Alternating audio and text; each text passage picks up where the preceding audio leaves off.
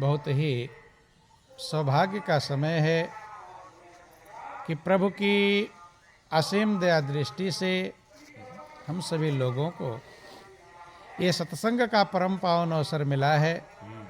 वास्तव में ये परमात्मा की बहुत बड़ी कृपा कहलाती है। यह एक प्रकार से यूँ समझें, सत्संग सबसे बड़ी कृपा है। सत्संग से बड़ी कृपा कोई मौजूद नहीं। क्यों? क्योंकि सत्संग के बिना आप लोग देखते हैं इस दुनिया में देव दुर्लभ मनुष्य की जिंदगी लोगों को मिलती है। किस लिए मिलती है? ये जिंदगी सिर्फ इसीलिए नहीं मिली है कि खाएं पिएं कमाए सोए जागे और मरकर चले जाओ। अगर इतना काम होता तो इतना काम पशु भी करते हैं, कीड़े मकोड़े भी करते हैं, भेड़ बकरियां भी करते हैं, और शायद मनुष्य से ज़्यादा खुश हैं। जितना टेंशन मनुष्य को है इतना शायद पशु पक्षियों को भी मौजूद नहीं। देखो, ध्यान देना, आप सब लोग पशु पालते हैं। पशु का पेट भर देते हैं, चारा खा लेता है, आराम से खर्राटे भर कर सोता है। हो गया कि नहीं? लेकिन मनुष्य को अच्छे अच्छे व्यंजन खिला दो, मखमल गद्दे पर लिटा दो, फ्रिज, कूलर, एयर कंडीशन, नौकर चाकर, धन के भंडार लोगों के पास रहते हैं, लेकिन चिंता के मारे रात रात नींद गोलियां खाते हैं। नींद गोली कौन खाता? मनुष्य खाता है कि पशु? मनुष्य खाता है। हार्ट अटैक होते हैं मनुष्यों के। ध्यान देना, जितना बुरा से बुरा कर्म मनुष्य करता है कि पशु पक्षी? ध्यान देना, चाहे आत्महत्या करना हो, चाहे किसी गला काटना हो, हैं, चाहे क्या क्या व्यभिचार करना हो, कौन करता है? मनुष्य। और जिंदगी कैसी है? देव दुर्लभ कि बड़े भाग्य मानुष तन पावा, सुर दुर्लभ सब ग्रंथ निगावा। और यह बात किसने कहा? ये बात भगवान राम ने। पूरे अयोध्या वासियों को इकट्ठा किया, जिंदगी का लक्ष्य समझाया कि हे भाइयों, आपका लक्ष्य सिर्फ खाना पीना और सो जाना नहीं, सिर्फ भोग भोगना नहीं है। दुनिया के भोगों को कौन कहे, अगर आप स्वर्ग का भी भोग प्राप्त कर लोगे। कहाँ का भोग? ये देखो, दुनिया का भोग मिलता है। भगवान राम कहते दुनिया के भोगों को तो छोड़ दो, स्वर्ग का भी भोग आपको मिल जाए तो भी अंत में दुख देने वाला है। क्या देने वाला? रामायण पढ़ने वाले लोग पढ़ते होंगे कि यही तन कर फल विषय न भाई, और स्वर्ग स्वल्प अंत दुखदाई। हे भाई, ये मनुष्य जिंदगी पाने का लक्ष्य खाली विषय नहीं है। आँख को अच्छा अच्छा दिखा दो, कान को अच्छा अच्छा सुना दो, हैं, जीभ को अच्छा स्वाद दे दो, बंधु। विषय के 5 रूप हैं, शब्द, स्पर्श, रूप, रस और गंध। इसी विषयों में सारा संसार फंसा हुआ है। भगवान राम कहते हैं, इस संसार के भोगों को कौन कहे, अगर स्वर्ग का भी भोग आपको प्राप्त हो जाएगा तो भी अंत में दुख देने वाला है। क्या देने वाला? यही तन कर फल विषय न भाई, और स्वर्ग स्वल्प अंत दुख। और सब लोग स्वर्ग जाना चाहते हैं कि नर्क? कहाँ जाना चाहते? नर्क नहीं जाना चाहते, स्वर्ग जाना चाहते हैं। लेकिन भगवान राम कहते वो भी दुखदाई। फिर कहाँ जाओगे? हैं? आपके माता पिता किसी की मौत होती होगी, क्या लिखते हैं चिट्ठी में? बड़े दुख के साथ सूचित करना पड़ रहा है कि मेरे पिता का स्वर्ग। तो वो स्वर्ग में चले गए तो आपको खुशी होनी चाहिए कि दुख होना चाहिए? हैं? और लिखते क्या है? अत्यंत दुख के साथ सूचित करना पड़ रहा है। इसका मतलब कि स्वर्ग दुखदाई है, ध्यान देना है। लेकिन लोग समझ नहीं पाते हैं बंधु। चलो अपनी बात तो अलग है, महापुरुष जो कहते हैं वो बात सत्य होती है। भगवान राम कह रहे हैं यही तन कर फल विषय न भाई, और स्वर्ग स्वल्प अंत दुख दाई। स्वर्ग का भोग, स्वर्ग का सुख भी थोड़े दिन का है और अंत में वो भी दुखदाई है, दुख देने वाला है। कैसे दुख देने वाला है समझ लेना। जैसे आप लोग किसान लोग हैं, खेती बाड़ी में काम करते हैं। अब आपको 4 साल यहाँ से कोई ले जाए, एसी बंगला, एसी गाड़ी, नौकर चाकर, धन के भंडार, मने एसी से अलग आपको हटना ना पड़े। ऑफिस भी एसी है, सब जगह जहाँ जा, और 4 साल के बाद फिर लाकर यहीं खेत में खड़ा कर दिया जाए, तो खेत का जो धूप होगा आपको सुख देगा कि दुख देगा? क्या करेगा? कैसे अच्छा तो यहीं रहते तो आदत बनी होती। अब आदत बिगड़ गई, एसी वाली आदत बन गई। जिसको कूलर की आदत मिल जाती है वो भी परेशान हो जाता है, हो जाता कि नहीं? क्योंकि जैसी आदत बन जाती है वैसी बदलने में फिर दिक्कत होती है। ऐसे स्वर्ग का सुख कमाए हुए धन के समान है। जैसे आपने कमाकर बैंक में करोड़ रुपया जमा कर दिया। अब करोड़ जमा है, चाहे 4 लाख एक दिन में निकालो, चाहे 10 लाख निकालो, मौज उड़ाओ, कोई दिक्कत। लेकिन कब तक मौज उड़ा पाओगे? जब तक बैंक में पैसा है।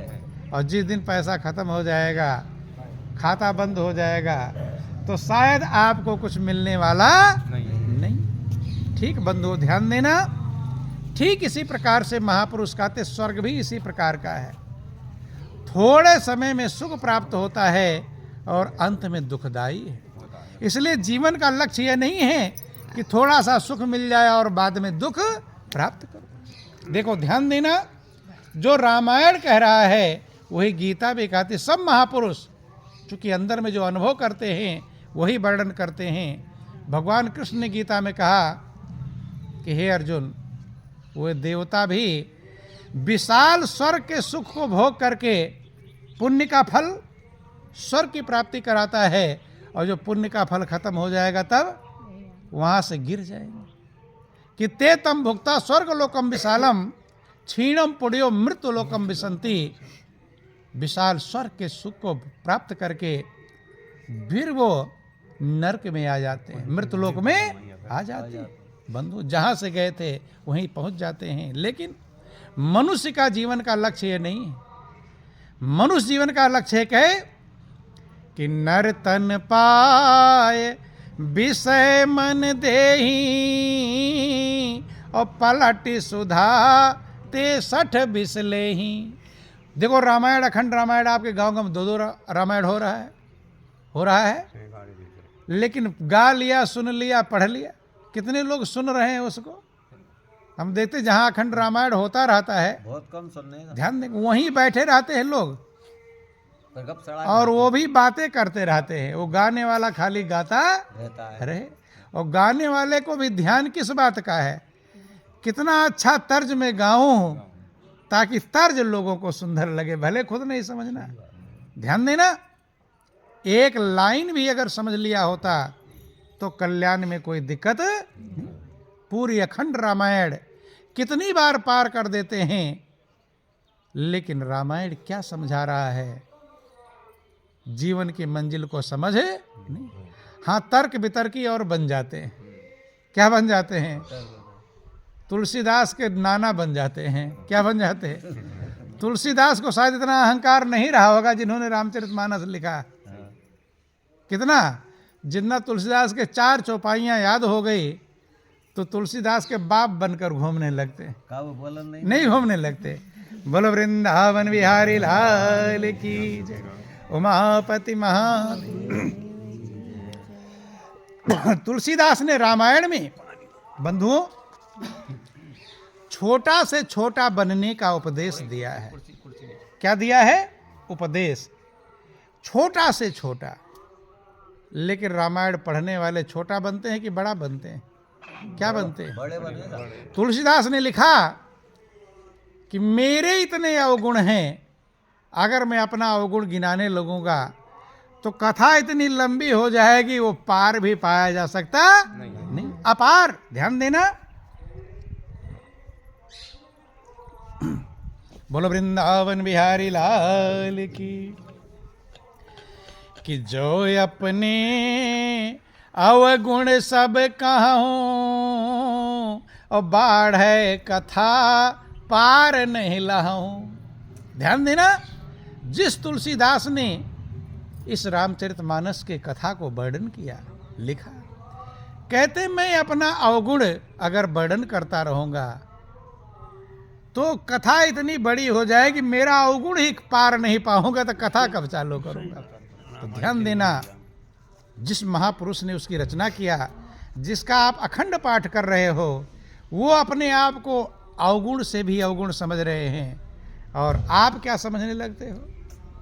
अब मेरे समान योग्य दुनिया में कोई भी नहीं है। यही भूल है बंधु। बराबर को जाने। महापुरुषों ने कहा छोटा बने जो सो हरि पावे।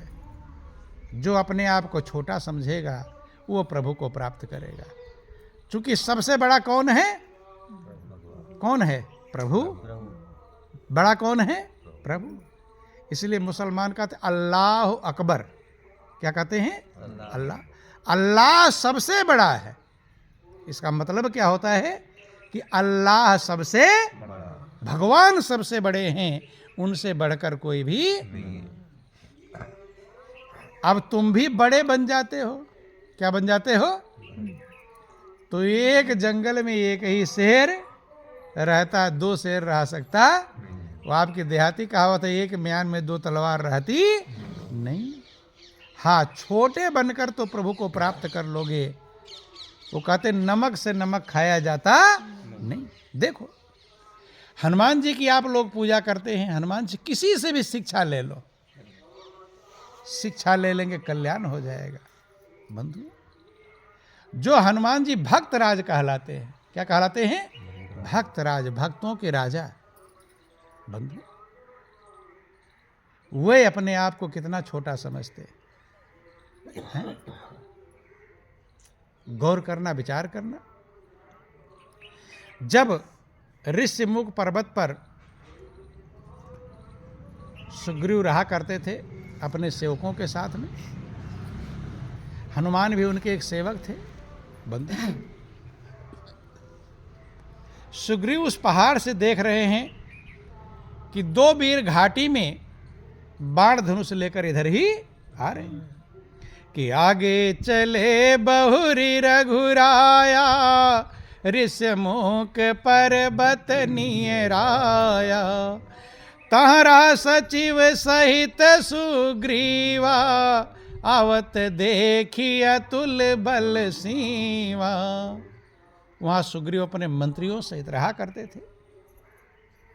देखा कि दो वीर आ रहे हैं इधर नीचे घाटी में, ऊपर पहाड़ पर ठहरे हुए थे। डर गए क्योंकि वहां छिप कर रहते थे। किसके डर के मारे? बाल के डर के। कि अति सभीत कह सुनु हनुमाना, पुरुष जुगल बल रूप निधाना। हे हनुमान, डर के मारे कांपने लगे सुग्रीव। दो वीर इधर ही आ रहे कि धरि बटु रूप देखत जाई, कहस जानी जिय शयन बुझाई। तुम ब्राह्मण का रूप धारण करके जाओ। किसका? ब्राह्मण। पता करो, पता लगाओ कौन आ रहे हैं।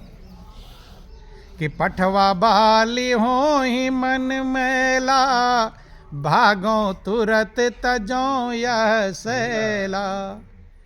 मलिन मल अगर बाली ने भेजा हो मुझे मारने के लिए तो वहीं से इशारा कर देना।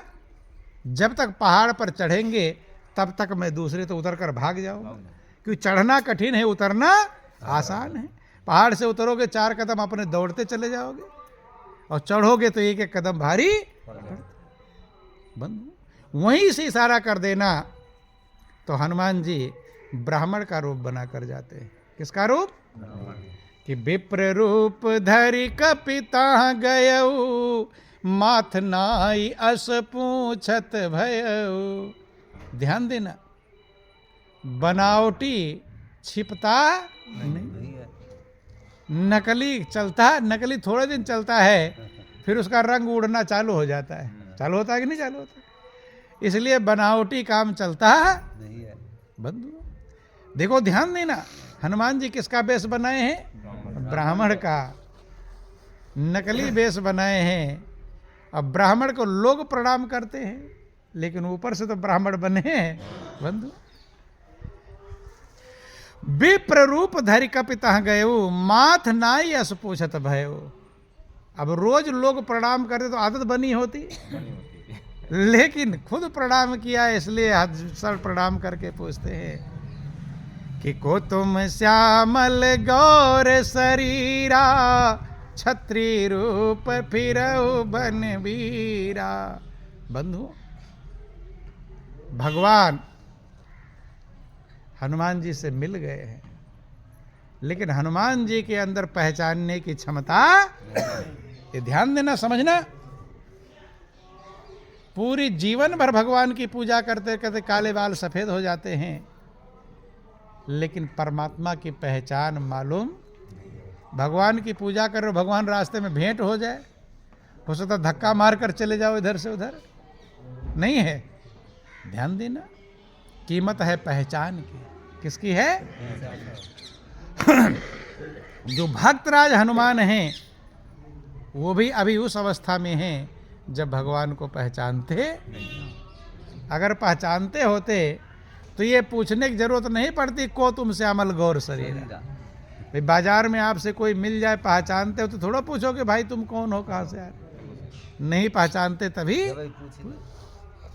को तुम श्यामल गौर शरीरा, और छत्री रूप फिरहु बन वीर। छत्रियों का रूप है, वीर लग रहे हैं, वन में फिर रहे। पता लगाना है किस लिए आए हैं कि कठिन भूमि कोमल पद स्वाभामी, कौन हेतु बन बिचरऊ स्वामी। भूमि कठोर है, थोड़ा मीठा बोले, प्रेम से बोलेंगे तभी तो पता चलेगा बंधु किस लिए विचरण कर रहे हैं। तो ध्यान देना, जैसे आप पेश आते हैं भगवान के लिए, भगवान वैसा ही पेश आएंगे आपके लिए।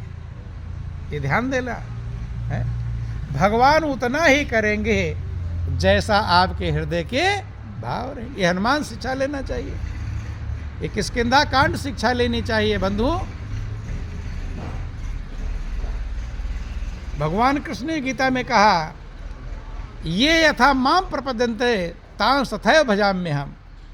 जैसा जो मुझे भजता है, मैं भी उसे वैसा ही भजता हूं। ये ध्यान देना, इसलिए आप जैसा बन जाओगे, भगवान आपके लिए वैसा ही पेश आएंगे। अगर आप चाहते हो कि भगवान हमारे लिए अच्छा पेश आवे, तो आपको कैसा बनना पड़ेगा? अच्छा। और चाहते हो भगवान हमारे लिए बुरा पेश आवे, तो कैसा बनो? अगर चाहते हो भगवान हमारे ऊपर कृपा करें, दया करें, प्रेम करें, तो आपको सही बनना पड़ेगा बंधु। क्योंकि जहां भी आप पूजा करने जाते हो, भगवान का दोनों फार्मूला है। एक हाथ में प्रेम भरी बंसी और एक हाथ में चक्र सुदर्शन है। भगवान कृष्ण की पूजा करने जाते हैं तो भगवान कृष्ण के एक हाथ में क्या है? बंसी। बंसी जब बजाते हैं तो लोग क्या हो जाते हैं? मगन हो जाते, आनंद मग्न हो जाते हैं। और दूसरे हाथ में क्या है?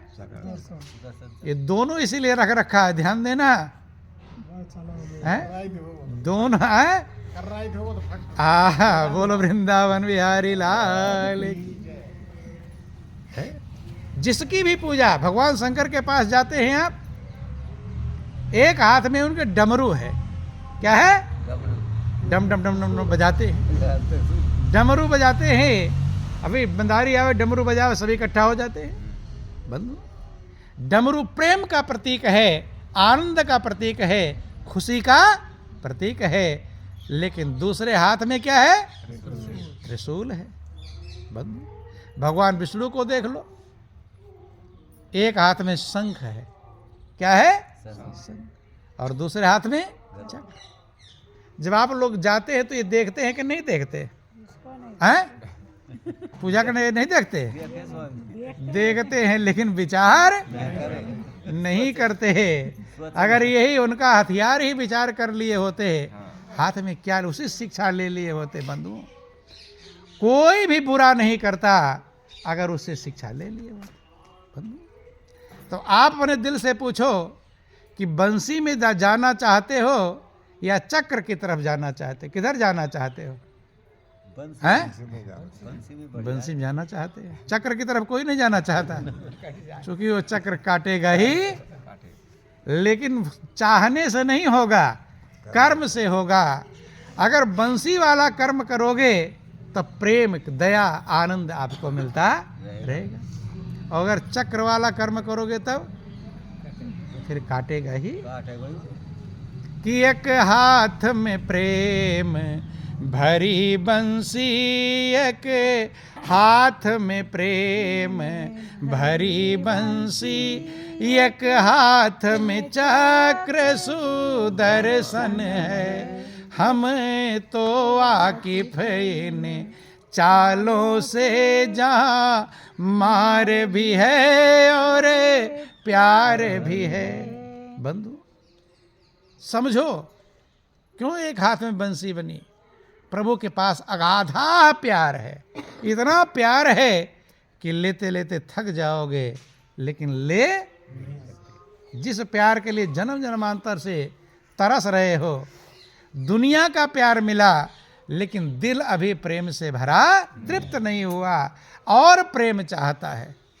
अभी प्रेम की भूख मिटी नहीं मिटी, अर्थात वो प्रेम नहीं मिल पाया जो प्रेम आत्मा ढूंढ रही, तलाश रही है।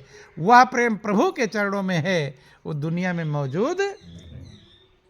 कि दुनिया में ढूंढा कहीं प्यार नहीं है, और तेरे सा सच्चा कोई यार नहीं है बंधु। लेकिन प्यार वाला कर्म करेंगे तो बंसी की तरफ चले जाएंगे। बंसी बजाते थे लोग, गोप ग्वाप बालाएं अपना काम धंधे छोड़कर दौड़ पड़ते थे उस आनंद को पाने के लिए, उस प्रेम को पाने के लिए। लेकिन दूसरे हाथ में चक्र सुदर्शन भी है, जहां प्यार भी है और मार भी। मनुष्य का जीवन आपको मिला है, किसके लिए मिला? प्यार चाहते हैं या मार चाहते हैं? प्यार। अभी हम देख रहे थे सत्संग में लोग आए हैं, लेकिन 3 लोग बैठकर बातें कर रहे हैं। क्या कर रहे हैं? ये प्यार वाला काम है कि मार वाला काम है? बोलो वृंदावन बिहारी लाल की जय, उमापति महादेव की। जैसे बहुत विशेष समाचार कोई लाए हैं, कहीं ऐसा ना थोड़ा देर हो जाए, बताने में दिक्कत हो जाए, है? ध्यान दें, हाँ भूल जाए कहीं। बोलो वृंदावन बिहारी लाल। तो हम ये समझा रहे थे कि हनुमान जी भी राम को पहचान नहीं पाए, चूंकि पहचानने की कसौटी होती है।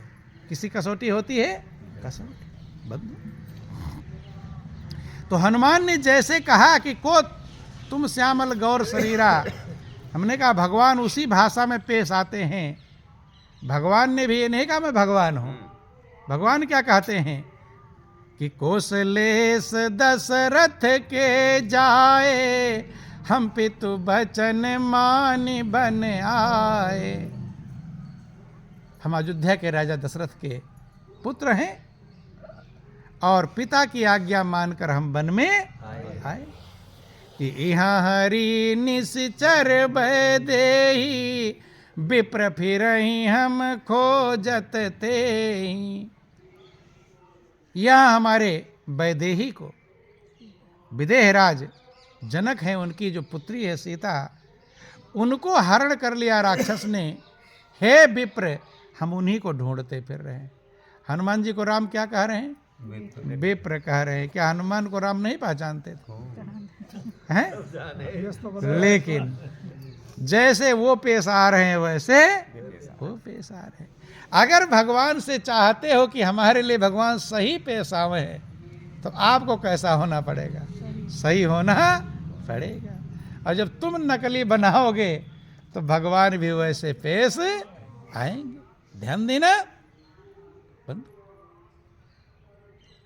यहाँ हरि निश्चर वैदेही और विप्र फिर हम खोजत कि आपन चरित कहा मैं गाई और कहो विप्र निज कथा बुझाई।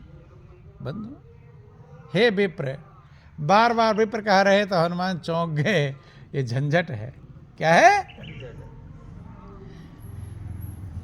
कि प्रभु पहचानी परऊ गई चरना, सो सुख उमा जाए नहीं बरना। तब प्रभु को पहचान लिया कि बंधु, सुने थे कि प्रभु अवतार लेंगे, बंधु उन्हीं के इंतजार में थे, लेकिन आज प्रभु की पहचान। प्रभु पहचान परयो गई चरना, चरणों में लिपट गए। भगवान शंकर पार्वती से कहते, हे पार्वती, सौ सुख उमा जाए, उस सुख की का वर्णन नहीं किया जा सकता। जब भक्त भगवान के चरणों में लिपट जाता है, मिल जाता है, चरणों में समा जाता है, उस सुख का वर्णन किया जा सकता कि पुण्य धीरज धरिय स्तुति कीनी, हृदय हरस निज नाथ चीनी। विह्वल है, भाव विभोर है, धैर्य धारण स्तुति वंदना करते हैं, हृदय में मगन है प्रभु को पहचान करके। बंधु, कि मोर न्याऊ मैं पूछा साई, तुम पूछो कस नर की नाई। देखो, हनुमान जी शिक्षा लो। छोटा बनने की शिक्षा अगर लेना है तो हनुमान जी से लेना चाहिए कि हे प्रभु, मेरा न्याय है, मैंने आपसे पूछा आप कौन हैं, लेकिन आप भी तो ऐसे ही पूछ रहे हो, मनुष्य की तरह ही पूछ रहे हो। मोर न्याय मैं पूछा साईं, और तुम पूछो कस नर की, कि तव माया बस फिरऊं भुलाना, ताते मैं नहीं प्रभु पहचाना। कि हे प्रभु, आपकी माया के बस में मैं भुलाया फिर रहा हूं। देखो, कौन कह रहे? हनुमान जी अपने आप को कह रहे मैं माया के बस में। लोग दुनिया में दूसरे को कहते हैं कि वो माया में फंसा हुआ है। क्या कहते हैं? वो माया में फंसा हुआ है। खुद अपने आप को कोई कहता नहीं है। बंधु ध्यान दें, हनुमान जी अपने आप को कह रहे हैं। अपनी कमियों को प्रकट करना जिसे आ गया बंधु, और टूटे हुए दिलों को सीना जिसे आ गया। ध्यान देना कि एक में मंद मोह बस, कुटिल हृदय अज्ञान, पुनि प्रभु मोहि बिसार्यो, दीन बंधु भगवान। देखो, ध्यान देना, आपको कोई मंद बुद्धि कह दे, कम बुद्धि है, दूसरे के से वो बिना अकल, उसके पास अकल नहीं है, तो खुश रहोगे कि नाराज? नाराज हो जाओगे। हाँ, ध्यान देना। लेकिन हनुमान से शिक्षा लेनी चाहिए। हनुमान कह रहे एक मैं मंद बुद्धि का हूं, है? जहां ज्ञानी नाम अग्रण्यम कहा जाता है कि हनुमान ज्ञानियों में भी अग्रणीय है, और वे अपने आप को क्या कह रहे हैं? मंद बुद्धि। समझना, यहाँ थोड़ा सा गुण आ गया, अकड़ कर चलते रहते हैं। अब मेरे समान कोई भी नहीं। थोड़ा सा धन मिला, अकड़ कर चलने लगे, सीधा बोलते नहीं। सोदा थोड़ा सा योग्यता मिल गई, अब किसी को गिनते। स्वामी जो कहते हैं कि तू ना जाने बे बराबर। हाँ। बंधु समझना, दूसरों का मत सोचो, अपना सोचना है। दूसरा क्या कहता है उसको मत सोचो, अपने सोचो कि हम कितने पानी में हैं। दूसरा जितने पानी में होगा वो डूबेगा, लेकिन अपना देखो मैं कितने, मैं तो डूबने वाला तो नहीं हूं। एक मैं मंद मोह बस, हे प्रभु मैं मंद बुद्धि का हूं, मोह के बस में। किसके बस में हूं? चूंकि सभी लोग मोह की रात्रि में सो रहे हैं। मोह निशा सब सोवनिहारा और देखें स्वप्न अनेक प्रकार। मोह की रात्रि में सारा संसार सो रहा है और अनेक प्रकार के स्वप्न कोई देख रहा है कि मैं इतने खेत का मालिक हूं, कोई देख रहा मेरा इतना बेटे हैं, कोई देख रहा मैं चपरासी हूं, कोई देख रहा मेरा ये है। ये सब क्या है? स्वप्न। स्वप्न का मतलब थोड़ी देर दिखाई पड़े फिर गायब हो जाए। जो जो आपको दिखाई पड़ा, जो जो आप बने हुए हैं, ये थोड़े देर में गायब होने वाला है। इसलिए महापुरुषों ने स्वप्न कहा। क्या कहा? स्वप्न। जागना कुछ और है। एक स्वप्न जब रात में देखते हैं वो स्वप्न है, और एक स्वप्न ये जब जागते में देख रहे हैं। फिर जागना क्या है? कि सोने पीछे जागना जानत है सब कोई, और जागे में फिर जागना बूझे बिरला को। सोने के बाद जगना सब जानते हैं? नहीं जानते। सोए थे अब जग गए। लेकिन जगने के बाद जो जगना होता है वो अलग है। वो जागना उसे कोई बिरला ही बूझता है। इसीलिए भगवान शंकर भी कहते हैं, हे उमा ये सारा संसार स्वप्न है। उमा कहो मैं अनुभव अपना, सत हरि भजन जगत सब सपन। लेकिन रामायण हजारों बार पढ़ लिए होंगे, सपना समझ में आता है? संसार आता है कि असली समझ में आता है? सपना कभी समझ में आने वाला।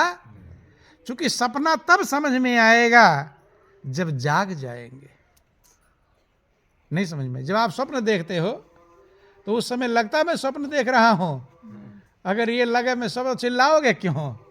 फिर रोने चिल्लाने क्या? स्वप्न देख रहे हो, रोते हो, भागते हो, चिल्लाते हो, छुपते हो।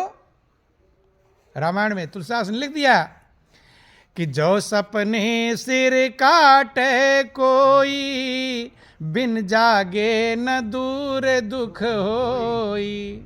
स्वप्न में कोई आपके गर्दन पर छुरी चला रहा हो, रेत रहा है, कट रहा है, चार लोग पकड़े हो, छटपटा रहे इधर से उधर, बस नहीं काम कर पा रहा है, खून बह रहा है, गरम गरम लग भी रहा है, चिल्लाओगे, तड़पोगे। ये दुख कब दूर होगा? जब आप जग देख लो। जगने के बाद भी थोड़ा देर रहेगा, छटपटाते रहोगे। देख लो गला कटा है, बचा है, देखोगे कहीं खून कुछ भी लगा नहीं है। सही में जब जग जाएंगे तो कह रहे वो स्वप्न देख रहा था। ध्यान देना, ऐसे जो संसार का दुख है, जब तक जीव जग नहीं जाता तब तक ये दुख खत्म होने वाला नहीं। और जागने की पहचान क्या है? कि जानिए तब ही जीव जग जागा, जब सब विषय विलास बिरागा। बंधु, जीव को तब जगा हुआ समझना चाहिए जब विषय और विलासों से उसका वैराग्य हो, अलगाव हो जाए। बंधु, क्यों? क्योंकि जब तक ये आपके अंदर रहेगा तब तक सोते ही नहीं। काम क्रोध मद लोभ की जबलक घट में खान, और क्या मूर्ख क्या पंडिता दोनों एक समान। बंधु, मूर्ख और पंडित जब तक आपके अंदर काम क्रोध लोभ मोह अहंकार विकार भरे पड़े हैं तब तक जैसे मूर्ख है वैसे पंडित। बंधु, जानिए तभी जीव। ये रामायण की सारी बातें हैं जो आप लोग न जाने कितनी बार पार कर चुके होंगे, लेकिन उस पर विचार करते नहीं। प्रैक्टिकल ज्ञान है वो, अनुभव का ज्ञान। अनुभव का ज्ञान सत्य की बानी है अकथ कहानी। जो अनुभव का ज्ञान तुलसीदास ने लिखा वो खाली कहानी नहीं कि राम यहाँ पैदा हुए वहाँ गए रावण को मार दिया काम खत्म हो गया। उन्होंने वर्णन किया कि आत्म अनुभव सुख स्वप्रकाशा, तब भव मूल भेद भ्रम नासा।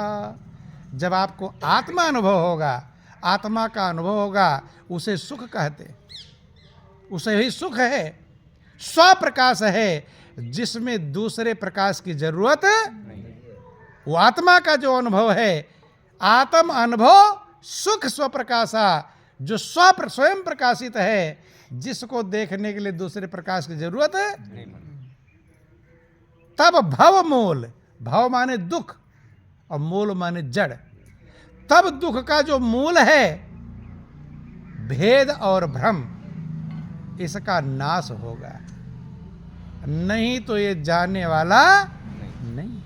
बंधु, दुख का मूल भेद और भ्रम है, और भेद भ्रम तब तक खत्म नहीं होगा जब तक आत्मा का अनुभव नहीं है। इसीलिए कहा, और आत्मा का अनुभव बिना सद्गुरु के होने वाला नहीं है। आत्मज्ञान बिना नर भटके, क्या मथुरा क्या काशी, और पानी में मीन पियासी रे, मोह सुन सुनी आवे। मथुरा चले जाओ, काशी हरिद्वार वृंदावन ऋषिकेश काशी कांची अंत कहीं भी चले जाओ, लेकिन बिना आत्मज्ञान के भटकते रहोगे बंधु। और आत्मज्ञान तब मिलेगा, ब्रह्म ज्ञान तब मिलेगा जब कोई ब्रह्म ज्ञान प्रदान करने वाले संत सद्गुरु मिलेंगे बंधु। कबीर का अनुभव है, बोलो वृंदावन बिहारी लाल की, कि हमारे गुरु हमें मिले ब्रह्म ज्ञानी, हमारे गुरु हमें मिले ब्रह्म ज्ञानी, हमारे गुरु हमें मिले ब्रह्म ज्ञानी, हमारे गुरु